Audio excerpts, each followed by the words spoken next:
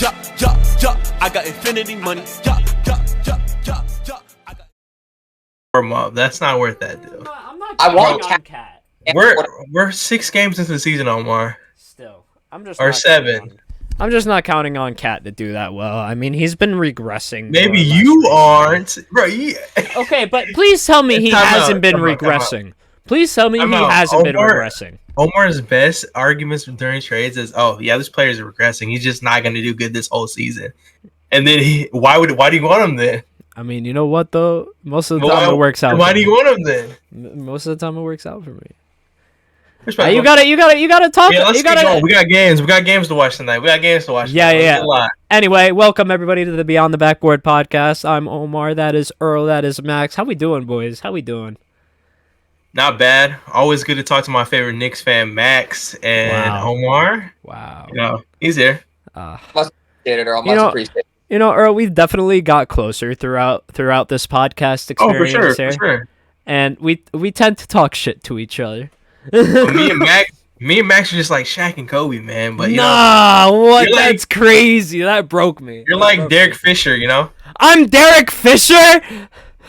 I'm the man. Wait. I'm the man that Matt Barnes' wife cheated on him with.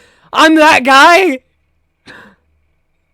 No, I don't want to be Derek Fisher. I don't want to be the coach of the Knicks, the worst one we've had. I don't want to be that guy. Please. Hey, man. I don't make the nerd. I'm sorry. That's just how it has to be, bro. Nah, bro. I am not. Wow, that is disrespectful. You could have gave me at least a Pau Gasol or something. I feel like that. What? I'm not even Pau Gasol. Not at all. I'm not even Pau Gasol. Wow, that's crazy. You can be Eric Snow. Who the fuck is Eric Snow? You don't know who Eric Snow is? No. Lakers, right? He was on those teams, I think. Early. Yeah, I'm here. He asked you a question. My fault. Ask the question again, my bad. Was Eric Snow on the Kobe Lakers? I feel like he was. Eric Snow. Who the fuck? I think he was. Who is he? I don't know who No, Eric Snow. Eric Snow, I think he was on that team. I don't remember which run he was on, but I'm pretty sure he was on one of those. Yeah. Kobe run for sure. That's still disrespectful. Very old Gary Payton. That's even more disrespectful. Now you're like Lamar Odom. Bro, I was on coke? No, I'm just saying, it's a compliment. Lamar Odom is an all-time great player. I mean, you just chose to pick out the negative part. I don't think that's right. With all back to Lamar Odom, he is not. I would not call him an all-time great. He was very good. Not call him. He was an all-time great role player. He's a great player. He's gonna be in the Hall of Fame, maybe. I mean, no. Give me maybe I know he's not or something. He's not a first ballot. No. He's not a first ballot, but I mean, he was a decent role player for those Lakers teams, those championship teams. You know what? I definitely think I deserve to be like a Pau Gasol team. Can't even say his name. Nope. Pau Gasol. How can you deserve to be him if you don't know his name? You know what? I'll even take Marc Gasol at this point. Because his name's easy to say? No. I mean, both of them had great careers, so. Yeah. They really did. You know, guys, I've been really impressed with one player this season. Do you know who that is? I think I've been talking about it for a little while now, but I think the most impressive player this season has been Kelly Oubre Jr. And what? Why? Oh, me? Yeah, you. You're shrugging. I'm just saying, like, yeah, I mean, he's playing basketball. He's doing his job. I mean, I feel like Kelly Oubre, in my opinion, has always played like this, unless I'm chirping. Like, he's just a guy, you go out there, and he'll get a bucket whenever he wants to. Nah, but he was never averaging 26 points in an offense. I mean, he just has more minutes, more opportunities on this team. Is he averaging 26? That might be a stat. Something along that. Let me look it up. It's Omar. I got a stat. Dude, guys, he's been doing really well this season. I'm not just. That doesn't mean those numbers. For the past like 3 or 4 games, he's put up at least 26 points. That's not the whole season, buddy. No, Oubre has been doing very well. Now, come on, Omar. He's averaging 18 points a game. What? 4.2 rebound and 0.5. Am I bugging? That's crazy. Still really good. he hasn't even scored 26 points at all this season yet. I think you're looking at the wrong stats because he's definitely done that at least once this season. He scored 25. Read the last couple of games. First game 3 points, second game 25, third game 23, fourth 12, fifth 18. All right, I'll take it back. Omar, we gotta start. Nah, but I could swear he's been doing well. I mean, Bro, if he could I've just been looking for him to find this consistency. And it's like Kelly Oubre has always been able to put up 20 plus points in a game, but for some reason he can't find the consistency to do it on a nightly basis. Yeah, I mean, with Oubre, I'm honestly surprised that it took him as long as it did to get picked up, like out of free agency. Like he was just chilling free agency before the season, before the Sixers just scooped him up for like the minimum. So I don't know if there's just something like going on behind the scenes that we just don't know about. But like Earl said, Oubre's kind of always been a bucket. Like he's coming off a really good year in Charlotte. Obviously, that roster was really depleted, so he got maybe more shot attempts than he should. But he's shown in Washington he was solid. He's had some solid time in Phoenix. I'm pretty sure he was on that Phoenix team that went 8-0 in the bubble, if I'm not mistaken. I think that was kind of like his coming out party. And since then, he's been a solid guy that you can just give the ball to and go get a bucket. So I just think it's funny that Philly scooped him up, and now they've got Morris and Covington and Batum. So they basically got the best forward depth of any team in the NBA, which I think is really funny considering people were talking about how bad depth Philly has. But no, it's definitely been solid. Maybe not 26 points a game solid, but 18 points for Oubre for a guy you just signed with a month to go in the season for a veteran minimum. The 76ers will take that any day of the week. If he could even be a top 3 or 4 scorer on that team, they would absolutely take that in a heartbeat. I mean, I've just been I was hoping he could become that third star that Philadelphia needs because they got Tyrese, who's been doing really well. They got Joel Embiid, who's been his usual MVP self. Mm-hmm. I mean, maybe they just need a third star, and that third star could be Oubre. I mean, I was hoping he could at least keep that consistency just so Joel Embiid's career isn't wasted, right? Because as a purist, just a purist basketball fan, nothing upsets me more is when an organization completely wastes a prime of a player. And unfortunately, for the past... Yeah, you know what? Yeah, I know what you're gonna say, Earl. I know what you're gonna say.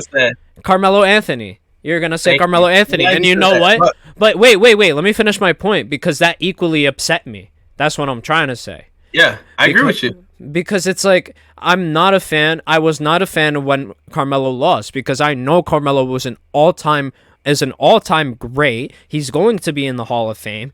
And he was one of my favorite players growing up. He is probably the one guy that really got me into basketball. And even if people called him a ball hog, I still loved him when he put up 81 points and no assists. I still loved him. But, just for Philadelphia's sake and for Joel Embiid's sake, I really hope Oubre can become this person that they can rely on more to give them at least 20 plus points a game. Because if they can do that, I feel like they can translate really well. Yeah, I think it would take a pretty big step from Oubre to become the third best player on a championship team, like you're saying. I don't know if he's going to be quite there, but I do think if he could settle into a nice, consistent starting role, like you said, Omar, kind of find the ability to just give them 12, 15, 17 points night in, night out. That's all this team really needs because. As you said, Embiid's playing at an MVP level. We've got Maxey, who's really, this season looks to have taken a step in the offseason and is establishing himself as, a clear, Batman or as a clear Joker to Embiid's Batman. So if Oubre can just kind of find his shot and find his spot in that lineup and maybe just play the small forward in that starting lineup and kind of assert himself as a consistent starting lineup presence, it's going to be really good for Philly. I don't know if I see him, ever getting up to, that 20 points a game, even if he did get more shot attempts. I just don't know if he's that kind of player that could give you 20 night in, night out. I think it would probably take a trade for Philly to accomplish that. But I think right now anything is a plus for Kelly Oubre, considering that he was part of this team until just recently. So I think I'm probably happy with his production. Yeah, well, I mean, it's only 2 points off from his current average. It's not impossible for him to do that. But it's not impossible. But I would say 2 points in the NBA from going from 18 to 20. It does take, it's harder than you think. He definitely does have to go up and take that step. And it's not just 20 points average. It's being consistent. Are you he giving you 40 one night and then 0 another night, or is he giving you 20 both nights? You obviously would take the player who gives you 20 every night. Yeah. I think the key with this one is we can all agree he's far away from that 26 points per game average. He is. But you know what, the Omar... But respectfully, I do agree. Okay, look, I will say this. I do agree Kelly Oubre has had a really decent start this season. I agree with you on that. I think he was an unexpected surprise for Philly. I mean, we're talking about a team who's going through a transition. They had the James Harden saga, had to trade him away for a couple pieces here and there, mostly draft capital that we credit them to, getting. But Kelly Oubre signing with them in free agency, I agree with Max. It was kind of shocking it took so long for a player like his caliber to get off the board. I mean, even looking at my Lakers, I mean, I still would have liked to see, I think a spot for Kelly Oubre would have worked on our team too. So seeing him kind of fall that late in free agency surprised me.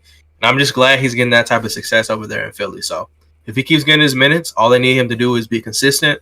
I also agree with the point. I don't know if he can be the third best player in the championship team, but I think he has the ability to be as long as he stays consistent. I think consistency is key. That he is a long way away from 26 points a game, but okay, 20 points. He's right there. But wait, no, that was a little bit of an exaggeration. But I saw it somewhere and I carried it for some reason. StatMuse. No, I didn't get it on StatMuse. I didn't. It was probably like a per quota something amount of minutes or something like that. But speaking about consistency, RJ, Star J, Broadway, Barrett. Oh my God. We can't go episode without the Knicks. But bro, tell me. No, respectfully though. But we needed him to just be above 20 points a game this season. That's all we wanted, and he's giving us 23. So I'm really happy that he can at least stay more consistent to Julius Randle at this point, who somehow manages to get 27 points going 9 for 21. But look, I've been happy with Jalen Brunson. It's the third or fourth game of the season. He put up 45. That's always a good sign. And then you have these awesome bench pieces: Dante DiVincenzo, Josh Hart. These are all veteran hardened people that you need on your lineup. 28 to 30-year-olds who are willing to get the dirty work done, as they've been showing to do. Quentin Grimes, he's taken a step. I think he can take a step forward a little more, but right now he's not showing that he's shown any improvement. He's shown improvement in shooting, but not consistency. And Emmanuel Quickley has been a little bit underwhelming, to say the least. I mean, I think it's funny that RJ so far this season has been the Knicks' best player. If you just look at, his overall production, pretty much night in, night out, he's been the only one that consistently put up. Obviously, Brunson had his fantastic 45-point game against Milwaukee, in which case he looked like, I don't want to say vintage Brunson because it's only been 1 year, but he looked like the Brunson of last year, the guy that almost got the Knicks to a conference finals. We've spoken about Julius Randle's struggles on this podcast. I don't think we need to get too much more into that, but it is a little funny that RJ's kind of so far been the Knicks' best player. And we've had, ups and downs. DiVincenzo's had good games. He's had bad games. Josh Hart has had some bad games at the start of the year, but he's starting to look more in shape. He's starting to look a little bit more comfortable on the court now. Quickly as a whole, I think he's still finding his footing. It's going to be tough for him to kind of build that consistency without getting too many more minutes. Always playing behind Brunson is probably inherently going to stunt his growth. So I think he's still kind of figuring out how to work with that. And Thibodeau's kind of trying to figure out if he plays him with Brunson or if he uses him as backup point guard. I think there's a lot of different scenarios that Quickly could wind up playing in.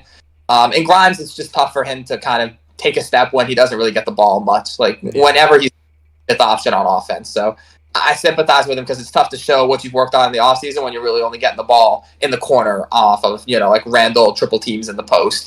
He's either going to shoot it or he's just not going to be able to. The defender's going to close out and he's got to pass. So I think, Grimes is calling Carter's defense. That's what it's always going to be. And he still looks like a fantastic defender, which has been good to see, to say the least. But I do wish he was getting a couple more shots because I think he could show that kind of growth if he was allowed to have a larger role in the offense. Yeah, and if we were to start Emmanuel Quickley, I think that would lead to us having to sit RJ Barrett. I mean, I think that's our best option in terms of.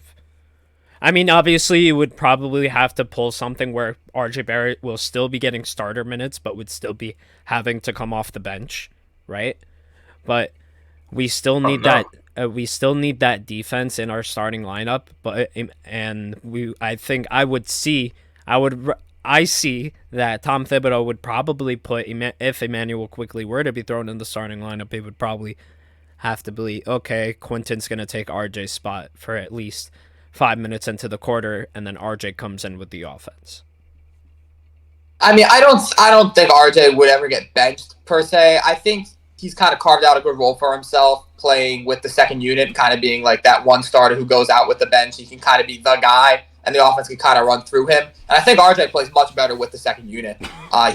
Shot selection gets a lot better. He moves the ball a lot better. I think he just fits in with the offense. He runs in transition a lot more because that second unit is just way more up-paced, up-tempo basketball. So it gets him out on the break, which is that's an area he's really excelled at the last couple of years. So I think it's good to see RJ playing his best basketball with the second unit.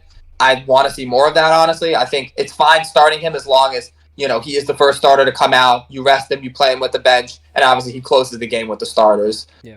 Doing that allows Grimes to start at the 2. It allows Quickly to play point guard off the bench. There's just a lot of fit reasons why that works. So I've been a fan of that, and it's been nice to see RJ have a semi-consistent stretch. I know in a couple weeks, I'm sure we'll be talking about a couple RJ stinkers. That's just part of it, but for right now, I think we're seeing that he definitely can play a good brand of basketball if he's surrounded by the right people. And I just think he fits in a lot better with the second unit that moves the ball, that plays for each other, that opens up shots, paces well to give him room in the lane. It's been nice to see. It's been nice to see RJ really kind of take control of that second unit, extend what he did last year, and just keep it up. Like you said, 23 points a game. I doubt that'll hold for the season, but I don't see why he can't keep up a similar level of production. Yeah. I think RJ, for the most part, has played great this season. Like, I can't hate. He's been doing his thing every time I tune in when I do get a chance to watch Knicks games. It seems, like you said, he plays really well in that second unit. It kind of reminds me of the Reeves situation. Like, I feel like, yeah, he plays pretty decent, like when he's playing with LeBron James and AD. But when one of those guys goes to the bench, or both of them, he gets more aggressive. He plays well as a playmaker, scoring option, all that thing, way better in the second unit. So I definitely do agree with you as far as RJ playing better like that. But at the same time, I think you still have to start him. He's earned that right. He's played great in that starting role as well. And you just have to find more creative ways to get quickly involved, honestly. So Earl, you mentioned Reeves there. Do you think Reeves should be like coming off the bench or playing like an RJ role where he's just playing a couple minutes at the start with the starters, obviously with the starters, but the majority of his time is with the second unit? Honestly, I don't think we have the proven depth right now to bring him off the bench. Like, with Gabe Vincent hurt, even with him being healthy, he hasn't shown that he's capable of being our starting 2 guard yet. Cam Reddish, he has his flashes of defensive potential, but he still has to work on his offense a little bit. And other than that, I think Max Christie just doesn't get enough minutes to be solidified as our starting shooting guard. So I think Reeves fits in well. I think he just had a really slow start to the season. He's had back-to-back 20-point games, I believe. 2 back-to-back 20-point games. So he's kind of getting a little bit more warmed up. But I think I like him starting, man. I think he just plays a lot better in those second units when he knows, okay, I'm this option. And he plays really good in closing lineups. I don't know what it is, but him in the fourth quarter, even with LeBron James, AD out there, they'll just give him the ball and let him create plays throughout the offense. So I like him in the second unit, and I like him in the fourth quarter. But first quarter, seems like it takes him a little bit of ways to get warmed up. And it's crazy because I feel like D'Lo's the opposite. Like, he plays really good in the first quarter, but at the end of the games, he's kind of cold sometimes. So it's like him and Reeves are kind of like opposites, which I guess sometimes works out, depending on who we're playing against. But yeah, I think it'll be great if they can both be hot at the same time, though, for sure. Yeah, the thing that's impressed me the most about Reeves, and this is going back to last year, but I really was not on the Reeves hype train early in the season. I know Lakers fans were hyping him up, and then Austin Reeves undrafted or just this random guy that they picked up who's nice. I wasn't really on the Reeves hype train. I thought he was kind of Ron Merchant. I was like, well, the only reason we're talking about plays on the Lakers got no depth, so he's playing that. Yeah, bro, Steve Blake, the second coming. Yeah, yeah. not to go too crazy, but like, yeah, I was kind of like, okay, we can. Yeah. But what impresses me the most about Reeves is just his ability to hit clutch shots and how unfair he is at the end of games. Like, you knew many guys that LeBron fully trusts to take those shots. Obviously, LeBron's a great player. He's always going to make the right plays, always going to pass to the open teammate. But they actively look to set up Reeves in the end of games. They actively look to get him, running off picks to get 3-pointers. They look to give him isolations. I mean, how many guys do you know are going to drive to the paint and take like an isolation shot when you've got LeBron James or Anthony Davis on their team? But Reeves, he's more than capable of it. Like, those guys trust him. Ham trusts him. LeBron and AD trust him. Like, and he stepped up so many times.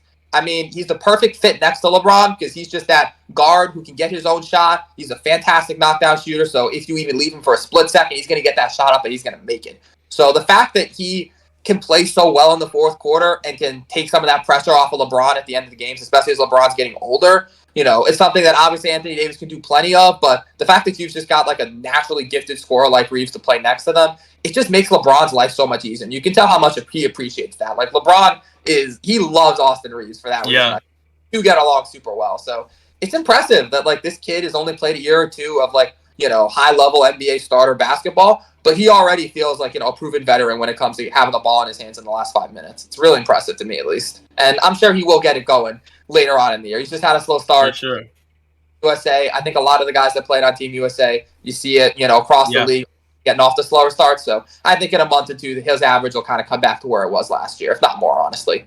Yeah, I agree with you, dude. And I'll just second that too. Like, as far as like we were talking about Reeves taking over, like D'Lo, at halftime, he got ejected. He got 2 crazy texts because the ref heard him in a sidebar conversation that had nothing to do with him. He was just complaining. Threw him out. And then I kind of seen Reeves turn into a playmaker. He had 9 assists that game. We weren't on the glass. He grabbed 10 boards. I think he had 21 points too. So, like you said, he's just that guy you want at the end of the game. LeBron James said it himself. There's not a lot of guys he trusts, but Reeves is one of those guys. And I don't know, man. I agree with you. I think a lot of those FIBA guys kind of were getting on to slow starts. I mean, we seen Anthony Edwards. He's having a great season, but I feel like a week ago when they played Atlanta, I feel like he played half of a game and he got tired second half. Javante Murray completely took over. That's the game he turned into Michael Jordan, Kobe, whatever you want to call him. 23 and a quarter, absolutely insane. Ant-Man disappeared. This week he said, nah, I'm going to take down the Celtics. He's talking junk. They're talking smack. And he locked in too. But yeah, I agree. Reeves, he's going to be a great player for a long time, man. Nice role player. And I'm just glad we were able to find him, honestly. I'm pretty sure I think Austin Reeves had a choice where it was to either be undrafted and sign with the Lakers or be drafted by the last pick in that draft in the first Yeah, it was round? either them or the Pistons. Yeah, the Pistons. And I'm pretty sure he said he didn't want to play for Detroit or something, so he just took the undrafted deal. So, I mean, hey, he rolled the dice. He rolled it. He rolled it really well because he realized he's probably not gonna get minutes in Detroit. So yeah. His career probably would have been wasted in Detroit. So that's Way good that different. it's good that the Lakers recognize his talent very early. Yeah. I mean, they have a pretty decent scouting team for the most part. Yeah, very decent. What do we think about James Harden with the Clippers? How does he look so far? I love it. Yeah. Hot take. I think James Harden was the best Clipper on the floor last game. He definitely was. Just looking at the stats too. I mean, I went back and looked at the stats because we were talking about it yesterday on something else.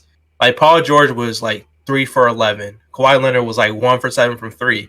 And I was explaining to people like James Harden naturally came in the game being a playmaker. First quarter, I think he took 1 shot. He made 1 shot. And first quarter, he had like 2 assists, 3 rebounds, just playing through the flow of the offense. Second quarter, when it was like the bench unit with him in there, he got aggressive. I seen him go down the court, score three possessions in a row, just getting straight buckets. I think the problem came down to the fourth quarter. They just had to figure out how to balance the offense, who gets the ball where. Russ played a little tiny bit out of control, although he was their most efficient player that game. The fourth quarter just did not treat him well. And I think it's just going to have to come down to conversations. Like, hey, the ball needs to be in. This person saying, like, when you got Paul George, Kawhi Leonard, and James Harden on the floor, Russ, we respect you. We love you as a playmaker. but the ball has to be in their hands to close out these games, especially when you're down and you got 3 great all-time players right there. And Russ, I know you're all-time great too, but right now those guys' scoring abilities is just better, respectfully. You got to give them the ball and let them make plays. And I think James Harden, down the stretch of games, he's going to be able to help this team close out games, especially when those lineups where you get Paul George hurt, Kawhi Leonard hurt, or something like that. Hopefully it doesn't happen. He's a guy who can win you regular season games and help you get to the playoffs in general. So I think he had a great start. And people forget, like, it's his first game. That was his first game of the season. Had efficient 17 points. I think, five assists, 4 rebounds, something like that. I think he played well. I think they just need time. Like, I'm glad they did this trade early into the season, unlike we did last year. I still believe to this day, if we would have done that trade, like, week 3 of the season, we probably would have had a better chance to beat Denver because the chemistry would have been better. We would have been more together as a unit. I think the Clippers are really dangerous getting James Harden this early in the season. 6 games in, they got a whole season to figure this out. Whole season. So, first game, I think he played great. And I think the Clippers, if they can get it right, they're a really scary team. And I like that. I like that competitiveness from the NBA, honestly. Yeah. For a while, I've always said, well, I shouldn't say always, but for a while, I've always thought that the best version of James Harden is the Harden that doesn't have to take over games. Yep. We saw Harden for like 8 or 9 years in Houston have to be the guy, and they ran everything through him. And I know he won an MVP. I know he won like 3 scoring titles in Houston, and he was insane in Houston. I'm not trying to take that away from him. But I honestly think like Brooklyn Nets James Harden is the best version of Harden that we've seen to this point because it enabled him to just play as just a playmaker and just an absolute, almost, I don't want to say a distraction, but it just allows Harden to flow so naturally. And the way he was able to just play off of KD and Kyrie and just set them up, get them great looks, because he requires so much attention by himself because he's such a naturally gifted scorer. But he's also, later in his career, developed a great ability to pass and set up teammates and understand the flow of the offense to get guys in their spots. So he was able to just get KD and Kyrie their shots while also simultaneously being able to get his own shot whenever he wanted. And I think we saw a lot of that kind of Harden in this Clippers game. Obviously, I watched as a Knicks fan, so I was paying close attention to him. I mean, he was just floating around, getting Kawhi his shots, getting PG his touches, getting Westbrook his touches. And like you said, Earl, when he had to step up, he came down and hit 3 shots like it's nothing, because for him it is. But Harden can realize that he doesn't have to take that many shots to win the game. That makes him one of the most dangerous players in the NBA when you surround him with guys like Kawhi Leonard and Paul George. I will always say that the most dangerous James Harden is the one that takes 10 shots a game, because that Harden is going to hit 9 of those 10 shots. He's going to get 10 assists. He's going to get 10 rebounds, and the team is probably going to win. When Harden is playing that kind of team-oriented basketball, and he's willing to use his passing abilities just as much as his scoring abilities, he becomes one of the best players in the NBA even at this age. And I think that's something he got away from in Philly. I think he felt like he at times had to be the guy, and he tried to take the ball out of Embiid's hands instead of enabling Embiid. It was a little bit too much hero ball at times. So if he can kind of get back to that Harden we saw in Brooklyn in 2021, where he's just feeding off his all-stars while also, just taking the 8 or 9 shots that he finds himself in the flow of the game, that's going to make the Clippers so insane. And the other thing about the Clippers is that they're pairing him with 2 fantastic defenders in Paul George and Leonard, obviously. KD and Kyrie, while being great offensive players, are nowhere near the defensive talent of a PG and Kawhi duo. So now, not only do you have fantastic scorers next to Harden, you've got all-pro defenders. So Harden doesn't have to play any sort of defense. That's never been who he is. That's not what he focuses on. He can put 100% of himself into running the offense, setting things up, playing within the flow of the game, just finding the shots that he wants to take, not having to force things, not having to stress himself out too much. He's going to fit so well in this Clippers team. And if Ty Lue can just kind of unlock that next level of just pure, smooth basketball between him and Westbrook and Kawhi and PG, I mean, probably one of the most naturally talented teams in the NBA. And goodness, if they ever figure out like how to play together, they're going to be super scary. And I think we saw some of, the I don't want to say chemistry, but I just think they had a rough night against the Knicks. Paul George is typically going to shoot better than 3 for 11. Kawhi's going to shoot better than 1 for 7 for 3. They're going to get their own. Those are professionals. These are all-time greats. They're going to bounce back. So I'm very happy as a Knicks fan that we finally beat the Clippers, because we never beat the It feels like it's been like 10 years since we beat the Clippers, especially in the Garden. That just never happens. Same, bro. So I was very happy that we won, but I would not be shocked if the Clippers, if we head to LA in a couple months and the Clippers absolutely tear us apart, as they're probably going to be doing to a lot of teams. Like I said, The most dangerous Harden is the Harden that takes 10 shots a night. And I think that might be the Harden that we're going to see on the Clippers. That's a lot of valid points. And I agree with you for the most part. I feel like I'm the only one in this podcast who's not really sure about the Clippers. Because, yes, while Kawhi and PG are definitely prominent players in this league, and they're definitely... I would say Kawhi is a more defensive player than anything. I know his forte isn't really 3-point shots, so I'm not sure if he's going to shoot a lot more 3-pointers, but I need to see Kawhi. For this Clippers team to work, I need Kawhi to drive more. I need the forwards to drive a little more. You need to have your shooters like Russell Westbrook and James Harden do what they do and shoot. I feel like that's more appropriate and more. Am I off the mark here? Tell me. You said Russell Westbrook in shooting? No way you just called a 30% 3-point shooter one of your shooters. No way you just put him at Harden. Okay, all right. Wait. Respectfully, I don't want to cut, but Kawhi Leonard is a really above average 3-point shooter in his career. Above average. I'm just saying it's like not what he's known for. That's all I'm saying. It's a sneaky skill set. It definitely is. I think he's more okay. Let me backtrack here, because I do think now that we're saying this, I do think he's more of a 3-and-D type player, but it's also like I need to see the old Kawhi Leonard where he's more driving in the post a little bit more than always shooting. Because yes, he was shooting and he was shooting 3-pointer a lot, but I don't know, man. It seems like you have a shooter in James Harden that can kind of take care of all of that now. And why even risk that at that point while you're a big go for it. The only reason why I say risk it is, Kawhi Leonard is shooting 45% from 3 this season. I know it's only 6 games, but part of that is probably because of the Lakers game when he shot I don't know how many threes in the first quarter. I don't even want to revisit how many he made, but I just feel like players' games evolve.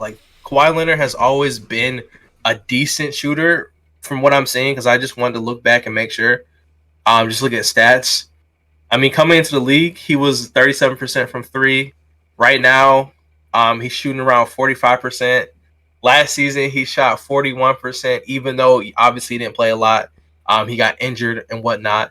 But he's been kind of in that high, medium, 35-plus range since 2019, honestly. He only had one hiccup year between that. That was 2017, where he shot 31%. But other than that, the lowest he shot from 3 on the season is 35% from 3. So I think Kawhi Leonard, just the way he's playing, he's always been a really, really great mid-range shooter, but he's been a really sneaky 3-point shooter. I think that's one of his skill set, one of his best assets he has as a player, just because his size, and his jump shot just looks smooth. I know it looks weird, but his arc is immaculate. It's weird. The perfect it does shot. look a little weird. It's he times the same shot every single time. Even if he misses, he has the same exact arc. It's kind of creepy. I guess he is a robot though. Yeah. So, but I think in the past couple of games, he has been shooting about 40. I want to say 40% from 3. His worst was at the Knicks while he was shooting 33.3. So yeah. So far he's been doing well. Hopefully that doesn't drop.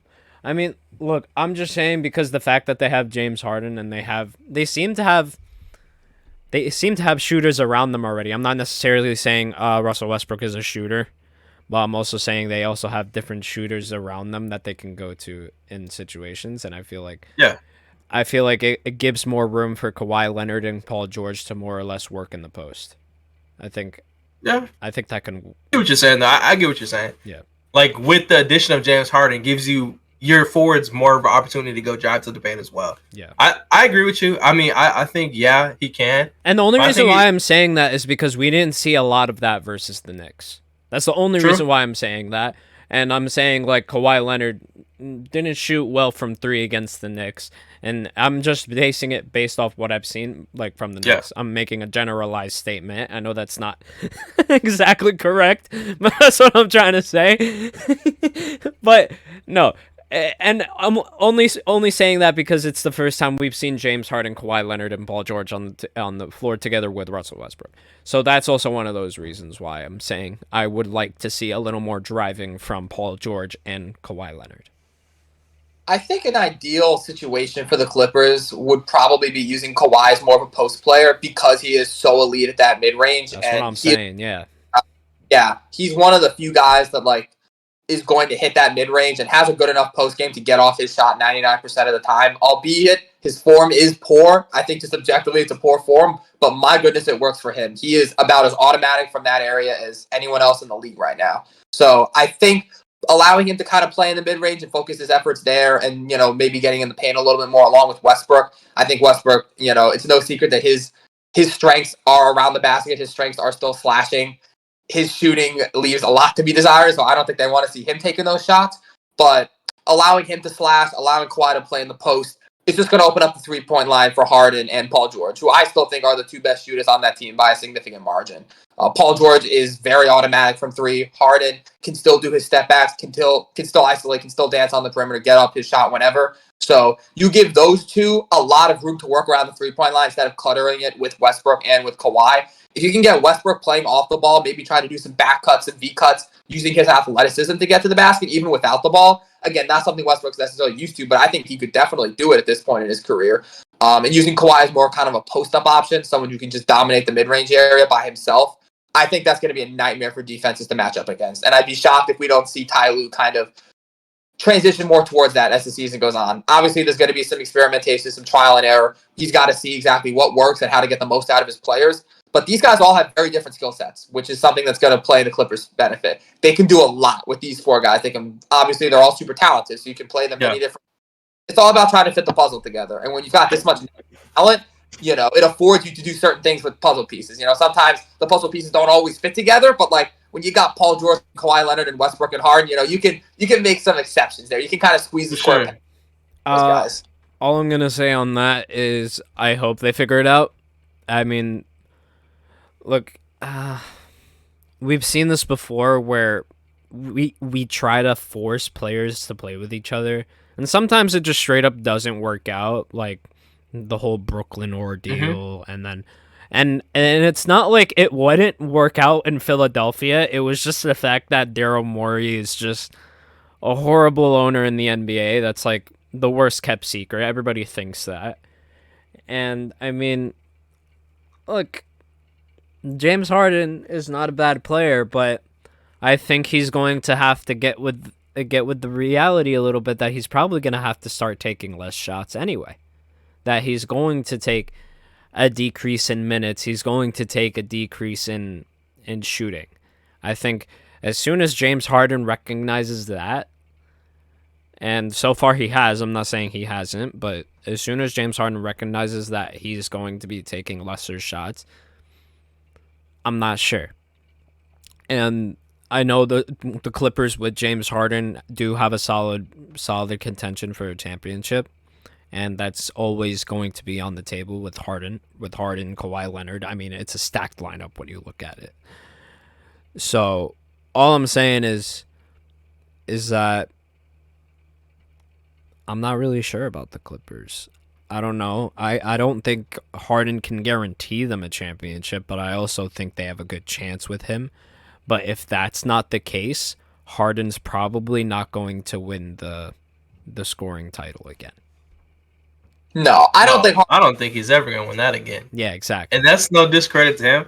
I think this is the problem with that conversation. It's way too early. Like we're one game into the James Harden saga. Yeah, so I'm only saying it because it was kind of like his only options. He was like, okay, win the scoring championship or win the actual championship.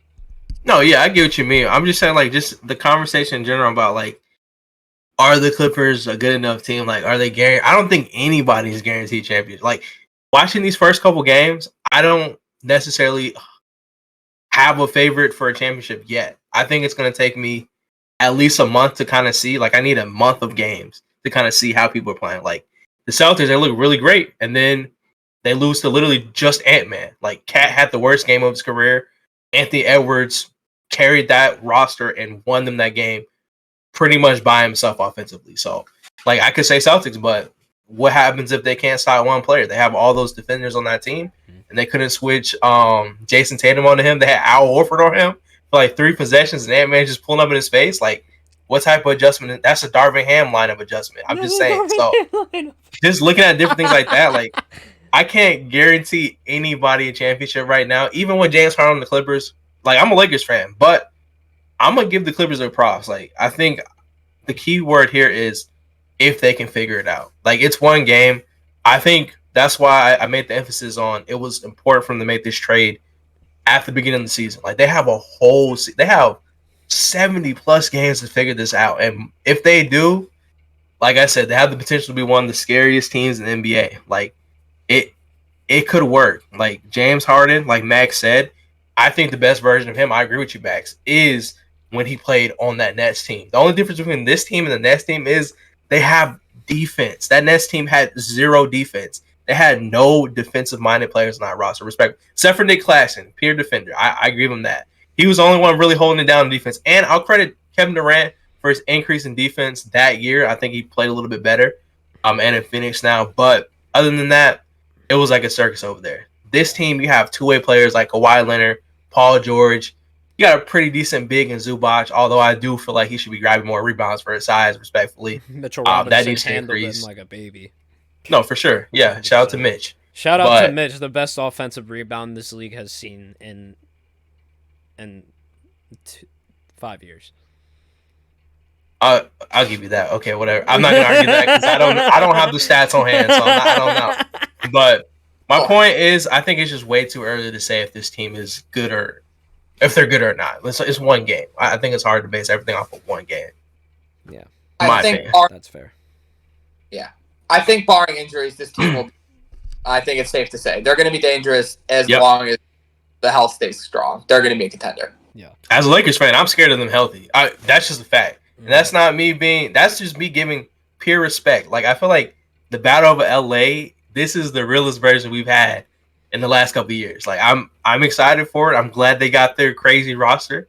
And every time we play them now for the rest of the season, I'm looking forward to every single matchup. And you already know Russell Westbrook is looking for revenge against Seattle too. So Russell Westbrook literally threw the ball, slipped on the floor, and gave us the ball to win the game. We're not worried about Russ. Respectfully. Like, I love Russ. I said this before. I have no hate for Russ. The fit just didn't work. But Russ is not going to – this could bite me back. You guys can clip this. Russ will not be the reason that they win a game. Currently clipping. Versus us. I was going to say, any game ever? No. My fault. Let me rephrase my sentence. Russ will not be the main reason why the Clippers beat us in a game or in a series. Respectfully, because I love Russell Westbrook. Okay, I think that's valid. Yeah, so kind of moving on, I guess, from that, unless you guys have anything else to say about the battle of LA.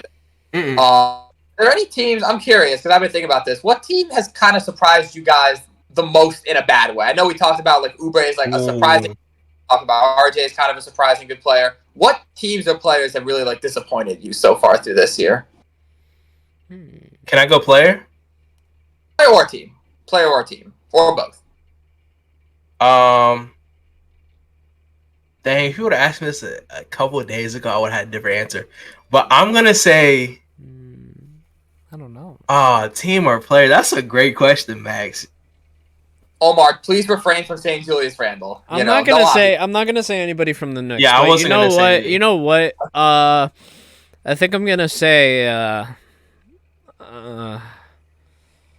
don't know. I'm gonna do something before I say it. I'll go ahead. I'll just get out the way. Scoot Henderson. Ooh. Okay, we'll just talk. Wait, isn't he injured? Isn't he injured? Still, before he was injured, he was not playing the best basketball. That's just the fact. He's been struggling. Like, I don't know if you guys seen that crazy, very out of pocket meme going around with Scoot Henderson, that graphic. If you want to look it up, just look up Scoot Stinks on Twitter, and you'll know exactly what I'm talking about. But terrible graphic. State. I don't know if it will pop up when you do that, but just type that in and let me. State Stinks is in like eat or stinks. Like if it pops up what I think is gonna pop up, then I'll tell by your face reaction. Like STEAK or STAKE? Like you stink, yeah. Oh, stinks. Oh, okay. Yeah. Stinks. My fault. My bad. My enunciation was off a little bit. Know. But yeah, Scoot, he number 3 pick in the NBA. We kind of expected him to be way better of a player than he is. Not saying he was supposed to come out the gate just being amazing, but just comparing, just like Brandon Miller. Like we've seen Brandon Miller moments where he's checked in the games. He's had streaks. He's had 2 or 3 contact dunks. He dunked on Daniel Gafford. That was the most nasty dunk I've seen so far this season. So that was crazy. He had stretches again where he took over games. Brandon Miller, not saying he had like 30-point games or anything like that, but he's had his rookie moments. Chet's had his rookie moments. Victor, of course, has had his rookie moments. Hawkins has had his rookie moments for the Pelicans. He's been playing amazing. Like guys that we just didn't expect. Jordan, what's his last name? I'm sorry. Hawkins, yeah. Jordan Hawkins, he's been playing pretty decent. Like just guys like that, they've been playing in limited minutes and producing great offense. So I think, not saying I expect him to come out the gate and put up 30 a game, but on a Portland team that's not very great, and with Anthony Simmons out too, I just expect a little bit more, honestly. All right. I think I finally have my player, and it's DeAndre Ayton. DeAndre Ayton went from averaging 18 points to averaging 10. That's why I had to trade him. Yeah. And he dropped a little bit in his assist numbers. I mean, look, so far he's averaging 10.4 points a game. Shooting at 56%, that's good. That's good enough. With 13 averaging rebounds and averaging 1 assist. Where I'm getting this, it's not really showing me blocks or anything else, so I don't know if any outside sources, but he's dropped a little bit in terms of production. You would think on a Portland team where he's probably the best player as it stands right now, the only number 1 pick on that squad, he should be averaging at least 20 to 25. Look, even at his worst, he's averaging a double-double, right? And that's not bad for fantasy. Yeah. But, like, it's not really translating on the court. Like, the only people that it's really translating to are the likes of Toronto, Detroit, and a Ja Morant-less Memphis Grizzly. Yeah, Omar, I'm glad you did. Wow, I didn't even think about that. Like, these are, like, the only teams that Portland is winning against. And perfect segue for my boy Max. Yeah, go for it. Yeah, I was gonna say, I'm glad you brought up the Jawless Grizzlies because they're the team. Horrible. Yeah, I mean, listen, I'm gonna give Memphis a slight pass because obviously they're missing their all-star Ja Morant, the guy they run their offense through, the guy who completely turned that team around. They are missing him. Yes, Omar? So before you say anything else, I want to say Marcus Smart should be doing much better than he is. Like, yes, he is averaging more than he has in the past with the Celtics so far, because I looked up his stats. He went up a little bit, but he is a starter on that team now. He is not coming off the bench anymore. He should be averaging at least 20, and he should be getting at least 5 to 10 assists a game. I don't know. Hard, but it's no secret that like the Grizzlies as a whole have struggled. And again, I'm going to give them a pass because they're dealing with the Ja suspension, they're dealing with the Steven Adams injury, and I think that really hurts this team more than people expect. And I think Tyus Jones also hurts this team more than people think. Because you remember, I forget if it was last year or 2 years ago, but when Ja missed an extended part in the middle of the season, the Grizzlies were actually better without Ja. Like they went on a fantastic tear. And a lot of that was because Tyus Jones stepped into the starting point guard role and played fantastically. I mean, one of the most steady, rock-solid guards in the league. Just does not turn the ball over, gets the ball moving, plays solid defense, can score when he has to. I think not having him is hurting them more than people realize because we haven't seen the kind of stellar play that I think some of the Grizzlies fans were hoping Marcus Smart would have in the absence of Ja. he's still been okay. He's still been good, but he hasn't been able to really step up and lead this team. Derrick Rose has struggled off the bench. And again, I know you weren't expecting much from him, but I would dare to think that Grizzlies fans were probably hoping for a little bit more production than they're getting right now. This whole team really is falling on Desmond Bane's shoulders. And that's the way it's going to happen until Ja comes back. But I'll be honest, I did not expect them to be this bad early in the season. I forget if it was on this podcast or another one, but I said that the Grizzlies would be below 500 when Ja came back after 25 games. But it's looking like they might not even get to like 8 or 9 wins by the time Ja gets back. Like, they're going to have to dig themselves out of a big, big hole. They're going to have to figure out the center position, whether Xavier Tillman or Santi Aldama is the solution for this season. It's my Biombo. Yeah, they're going to have to figure out where Biombo fits into all this. They're going to have to figure out, how can they get through these next stretch of games without dropping all of them? Because right now, it's Desmond Bane's team, but it's just him. I mean, he's having to do everything. And obviously, it's going to be different when Ja comes back. But, I mean, for a team that was just trying to damage control their way through the first third of the season, this ship is sinking fast. And if they're not careful, they're going to dig themselves too far. Because our Western Conference is very, very deep, as we've talked about. There are a lot of teams in the West that can make the playoffs and the play-in. So the fact that the Grizzlies are starting off this season, I think 1-6, if they don't get to at least double-digit wins by the time Ja comes back, it's going to be really tough for them to claw their way back in, because they're going to be down in a lot of like the one-on-one tiebreaker matches. Obviously, they're going to be down on the record. Team morale is going to be low. Things can happen quickly in the NBA, and if the Grizzlies do not right this ship, this might just be a lost season for them. And I'm not going to say that it's impossible for them to turn this around. I think they, once Ja comes back, this is a completely different team and it's a completely different conversation. But they've got to find a way to manage. That's just the situation they're in.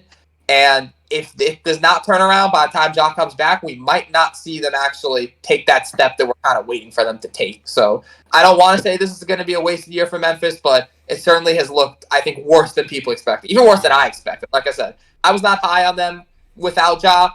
This is a new low. This is like dangerously low for Memphis. Yeah, and I just want to add that the Memphis Grizzlies are 1-6. That's what they're missing, guys. And I just want to point this out. I'm pretty sure majority of the team is okay. All right, I finally realized what he was doing. Friggin' Dylan Brooks. That's what they need. That's what the Memphis Grizzlies need. They need Dylan Brooks. The only reason they won a game is because Dylan Brooks isn't there. If he was there, they'd be 0-7. Guys, listen to me here. The Grizzlies, go ahead and tank. Go ahead and get that pick, bro. It's not happening. I have a live report from Shams. I'm sorry to cut you off. Devin Vassell is back versus the Knicks. Yeah, he's going to torch you guys. Let's go. I'm just playing. I'm a little worried. I would be lying if I said I wasn't. I think the bigger breaking news is that Bradley Beal's going to make his debut for Phoenix tonight. I think that's also broke wall. Well, they did. Hey, wait. They did say supposedly. Bradley Beal. Yeah, hey, you never know what can happen between tip off and literally, dog. Literally, the walk to the locker room could be it. Not gonna lie to you. Phoenix just saw it last year when Durant got hurt in pregame warmups and he was out for a while. So that was crazy. Now, but respectfully, tonight. The Grizzlies, go ahead and tank for this draft pick, man. I'm sorry. Yeah. Even with Ja coming back, I agree with Max. The way this team is playing is awful. Awful, bro. Like, Desmond Bane has to do everything. And I just don't think he was ready for that responsibility yet. Is Jaren Jackson Jr. healthy? Wait, there's 82 games in the season, right? And yes, he is. I just want to do some math real quick. So, where's Jaren? Is he having a good season? So for them to have a positive record, they would at least need to win at least like 40 games in a row or 30 games in a row. And Jaren Jackson's averaging 21 points a game and they're losing? Yeah, it's kind of crazy. Bro. It's just like Marcus Smart though. That's why. Because Marcus Smart in the absence of John Morant is supposed to be doing much better than what he's doing right now. But Marcus Smart ain't been like that, though. Yeah, bro. But he was also a backup for a championship squad. So when you translate that into the Western Conference, I don't know. No, bro. It's not. Respectfully, Marcus Smart, I said this before, Marcus Smart is not really like a true point guard type. That's why I said the one thing that Celtics team was missing when they played the Warriors was a true point guard, and they got that in Drew Holiday. That was the one thing they were missing. Like Marcus Smart, don't get me wrong, he's a great player, great defender, but I feel like as far as playmaking, sometimes he lacks a little bit. He's not quite the above average scorer, like as far as like all-star level scorer that you're looking for. That's why I kind of feel like he's like how do I say it? I don't want to say like a support player, but like he's a good addition to a championship team, but not the main piece is what I'm trying to say. No, 100%. But he reminded me a little bit of Manu Ginobili. Manu Ginobili did not play anywhere near the. He was also a much better. Why are you doing my guy? Wait. The only reason why are you doing Ginobili like that, bro? Well, hold on a second. Because well, first of all, relax on whatever you're doing right now. Because Marcus Smart and Manu Ginobili were both 6 men. So I don't know where you're going with this, but they were both 6 men and they both play the same. What's up? Time out. You keep saying Marcus Smart's a 6-man. He started against Golden State. He started in the Celtics playoff run. He was the starting point. He was never been a 6-man of the year. At least I don't think he won defensive player of the year, but he didn't win 6-man. I'm pretty sure he was coming off the bench. I think he started most of that playoff run. I mean, who were they starting in his place? They weren't starting. Yeah. Did they have Derek White? No, they didn't have Derek White. They didn't have Derek White. It was Smart. No, they had somebody else. On Boston. They sat him. They sat him though. What was it? I mean, I just don't see the comparison because Ginobili was like they don't play the same offensive player. Smart's like a hard-nosed defensive player. They're like very opposite players. I was just comparing them in the sense that they were both like 6 men on championship squads. Well, Smart hasn't won a championship, let alone the 3 or 4 that came off the bench. So I don't know. I don't think comparison. I'll admit it. That was a bad comparison. Comparison. I'm not saying the numbers aren't similar. So far off, but it's just like as far as impact. Yeah, that role, was a little crazy. It just doesn't exactly fit. That was kind of my reaction. Just a kind of just overreaction. Omar, he started the entire playoffs in 2022. Didn't miss a start. Unless he was inactive. He started every single game. Let's just say Smart was starting and Ginobili was putting up slightly higher numbers coming off the bench. Yeah. And winning championships. Yeah. Well, when was the last time they won the championship? 2012, right? The Spurs? Their last championship was 14. But, I mean, he was a shell of himself. Then you have to look at, like, the 3 they won in the 2000s. Yeah, look at prime pretty hair Ginobili. Prime pretty hair Ginobili. I like that. But I was just looking at his stats, but yeah. Let me get to the championship year in 2014 to 2015. Is that their last championship or was it the year before? 13-14. But again, that's like but in that year he averaged 12, 3 and 4 in 22 minutes, 68 games. Give me Marcus Smart's numbers for just the championship. For which year? For the year that they were in the championship game. I mean, I feel like it's not really a good comparison though. Like, but what we're saying it's not a good comparison, but it looks like the numbers might be similar. That's all I'm saying. The head of Ginobili. Hold on. Okay. I'm trying to figure out. Okay. Because I have the stats right in front of me. I'm looking it up on Google. 15 points a game that playoff run. 6 assists, 4.5 rebounds, 2.5 turnovers a game, 1 steal. How many minutes? In 36 minutes. Okay. My goodness. Yeah. And Ginobili was playing how many minutes? 22. And he was cooking in them 22 minutes. He was cooking in them 22 minutes, but I mean... if you gave Ginobili 38, he would have had 22. Double it or nothing. Earl, I'm so sorry. NBA Central, Anthony Davis is out tonight. That's okay. I kind of figured. Is it the same injury, do we think? Yeah, same thing. Damn. I think it's just precautionary rest. Did he sit out? Yeah, he checked out that game. Okay. Well, I think it's going to be fine, right? Like, it's not going to be too serious. I don't think AD is going to Last year I would have been nervous because we didn't have any bigs last year, but now we got Christian Wood, Jackson Hayes. I would just be nervous it was his ankle. No, yeah, it's just his hip, so he should be fine. It's his groin. Yeah, I mean, just real quick. It's like it's hip. It turned out to be his hip though, but yeah, pretty sure it was the groin. I'll look it up later. But yeah, just real quick. Sure. I'm sorry. Go ahead, Rob. No. I'm saying because during warm-up stuff like that, they were testing for his hip pain, like hip soreness, like above the groin, but yeah, pretty much hip. Okay. Which is a better situation, like you said, than legs or ankles or feet. Any lower extremity for the big man, yeah. Yeah.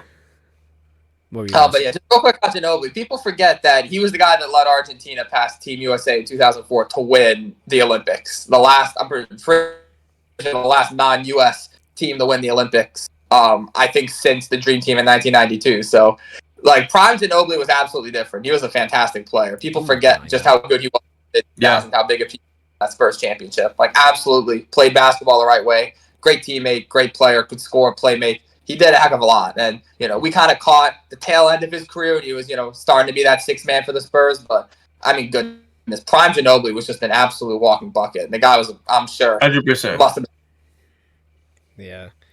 I agree. I mean, I think Manu Ginobili is, like, as a great player. I think the minutes he received, he was doing it well. He was productive in every year that he played.